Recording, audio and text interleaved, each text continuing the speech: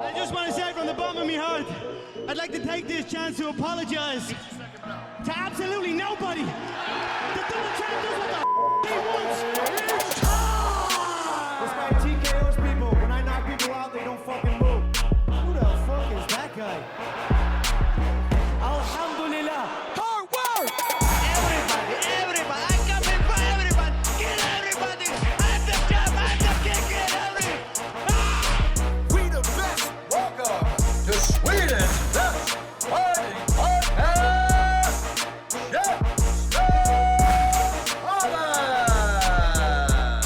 This is Sebastian Vendel-Martinez for Maximum Sports and Chefsmässpodden here with Rahmads Stromanis, and you just finished a pretty intense workout session. Looked pretty good. You were training with Adis Saljevic, who fights at middleweight, but you were still holding your own. You guys have rebuilt the gym a little bit. It's really coming together nicely. How do you feel about the way Örebro Fight Gym is progressing right now? Yeah, it's progressing well, man. It's going fast, actually. And yeah, that's what it is. Yeah, it's going fast, man. And I'm sure it must mean a lot for the gym as well that, Panik Janzad, who's going to be fighting in a big UFC fight, is training here as well. It feels like that might bring a little extra, just like prestige, the fact that there is a big UFC fighter training here, right? Of course, man, of course. That's something to look up to, It's always great to have someone around like that big organization, She's fighting like the top of the game, so it's, it's really, really cool to have her around, And maybe she can put in a good word for Dana White for you later on, later on in the career. Yeah, that's also of course. But she's like at the top of the professional level. She has everything down to everything specific. So that's something we can learn from. And work towards. So yeah. And so you had a pretty boring breakfast this morning. Does that mean that you are preparing for a fight, or is that you just do a boring breakfast? Just to get done, just to get done with the breakfast, because I just do I wake up, just mix it up oats, throw in some bananas, something, drink coffee, be done with breakfast. It's it's fast and it's good, it gets you going for the day. And then I'm a late snacker, so I eat late at night. And that's how you compensate it. Okay. Yeah. See, I thought you were going super healthy, but no, you're just evening it out. Okay. No. All right. Well, if you were to have a new fight coming, I assume that it would be a rematch against David Jacobsson, who you fought in a main event at Fight Club Rush 11. Close fight, went all 3 rounds, but in the end, he came out victorious. I know that you and your team did not agree with the decision. Looking back, how do you look at your performance at the fight and at the decision afterwards? Yeah. So we still think that we won, like first and third, but it was a close fight, and my performance it was not the best of me, because I didn't really get going because he was not really into the fight. He was not engaging. He was more on the grappling side. And my grappling is, my wrestling is okay, but my grappling is really coming in now. So I learned how to defend the positions, and but I'm not there yet to see them coming, to don't get into these positions, so that's something that I really took from this fight, that thing, and not to get into these positions.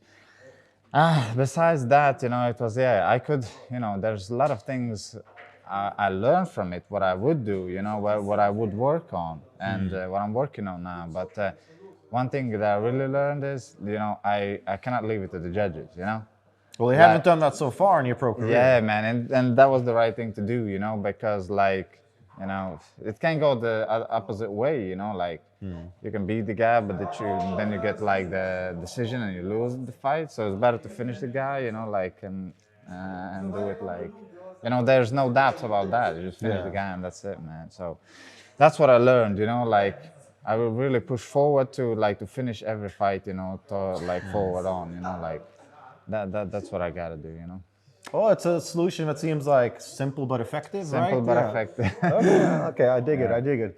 So I don't know if you know, but the Anders Olsson of the Swedish MMA Federation, he ended up doing an interview where he explained the decision about how they came to the decision that they did, Have you seen his explanation, and what do you think of it? No, I haven't seen. Well, what did he say? Well, basically, he said something along the lines, and I'm paraphrasing now, but that forward pressure is like one of the last things that you look at criteria-wise. That, for the way that I understood his reasoning, that the first round goes to Jacobsson because he had repeated submission attempts versus one good strike, and that those repeated submission attempts outweigh the strike. What do you think of that argument? I mean, that was not just one big punch, you know, like he caught me on the guillotine. That would like level it out, that one big punch. But like, you know, the other things were like not really like danger. They just, you know, were position wise, and you know, he kind of got it, but like he didn't really got it. You know, it was not in danger. Whether it's like, you know, I kicked and I punched and I connected, you know, like. So I think, you know, I still got the first round. The second round, yeah, it was closer, you know, like he got my back in the end, but the fight was like, the second round, it was close as well, very close, you know. But like, I would give him because of the ending, right? Because he got my back. But like the third round, you know, he didn't do anything. Like, and I mean, like I'm bitter a little bit because I had to push, and I should just push and just, you know, take his head off, and that would like, we wouldn't have to do this interview. That would, like, Or it'd be a completely different interview. yeah, you know what I mean. So yeah, that's how it is. I mean, I don't agree with him like about the first round. Yeah, like the guillotine was tight, like I say, you know. You could see that in the video, but the other stuff was like, you know, it was just attempt. He also said that a lot of fighters and perhaps even coaches aren't necessarily very well versed with the rules, and even says that sometimes commentators, for example, aren't really going by the actual unified rules, and more sort of like a culture of how sort of fans and commentators might score a fight. What's your response to that? That maybe all of us involved just simply haven't really looked at the rules properly? Maybe, man. I don't know really these things. You know, I think that, you know, like the people, they watch the fight and they feel, you know, like, you know what I mean? I guess I feel like, you know, like you don't have to be super like, you know, you don't have to be that feeling like, I mean, you don't have to be super specific. You just feel like, you know, the people really feel and they see the fight. So, you know, if they say, you know, oh, it's the wrong decision, I mean, there's, you know, there's the reason to look into it, right? Yeah. I mean, judges are judges. I mean, they do their job. Maybe sometimes they do wrong, you know, like we see that in UFC, you know, we see like in a lot of fights that happening that they get the wrong decision. But like, what do you say then about this Serbian guy, right? Was a Serbian guy? Yeah, the Serbian guy, I mean, Samuel Buck. that was a crazy decision. I mean, you know, like, I don't agree with that 100%. You know, like, my fight was a close one, but like that one was a dominating performance, and they still gave the fight to him. So, I don't know, man. Like, well, there they said their reasoning was that they went by damage. That the Serbian guy, he didn't accomplish any damage, and that he couldn't. All he did was hold position and not come anywhere close to finishing the fight. And they said that was the criteria they went by. That who did the most damage or the most leading to a potential finish. Right. I mean, I don't know. I wouldn't say, you know, like, I wouldn't like argue with them because they are the judges. They know the specifics of it, you know, how they judge the fight and by the criteria. So I leave that to them, you know. I learned from this thing, like I said, you know, I will not go like, oh, I throw one punch, you throw one punch, and like, you know, gonna like calculate in my head who is ahead or whatnot, you know. I would just now learn from this, you know, like, you know, when I go inside there, I have to finish, and, you know, just don't leave it to the judges, like they say. Yeah, well, I mean, I think you took the best lessons out of it in that case. Going forward, then, I know that you've asked for a rematch, and I think a lot of people do want to see a rematch as well. I mean, any way you cut it, it was a very good, very exciting fight. Have you gotten any response from Fight Club Rush about the potential of having a rematch? I mean, I started to talk straight away after the fight, so, you know, the word got out and people know. So, you know, hopefully he accepts the fight and they get it done, and, you know, would be good to have it for the title, you know, for the lightweight title. Hopefully it happens like September. Yeah, September would be good, you know. So hopefully, yeah. I mean, the guy still has to say yes, you know. So that's another thing. I don't know if he's gonna accept it, you know.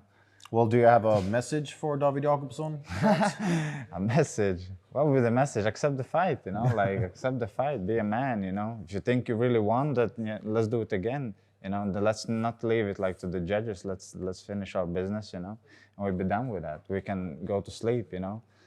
There you have it. That's a pretty clear-cut message in my mind. Yeah. And so, is that what you're shooting for, Ven? You're not going to take any fights in between or anything like that? Yeah, I'm gonna take for sure, like one fight, because I would go for Fight Club Rush now, but I have something called Ramadan, you know. We have so we fast the whole month, you know.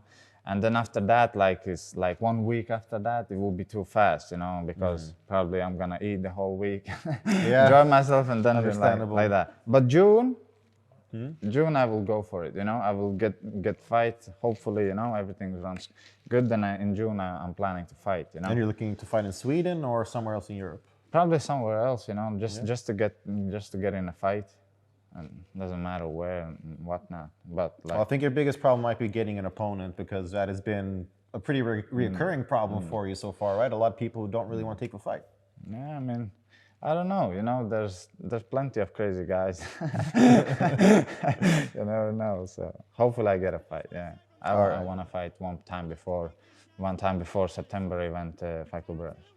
All right. Well, whether Fight Club Rush, Sweden, Europe, somewhere else, I know that regardless of where it is and who it's against, but fans back home are really dying to see you back in the cage. You bring hard-hitting action every time you step in there. So be sure to keep a lookout for whenever Rahmads Stromanis steps back, hopefully in June. And hopefully we will see a rematch against David Jacobsson in Fight Club Rush as well.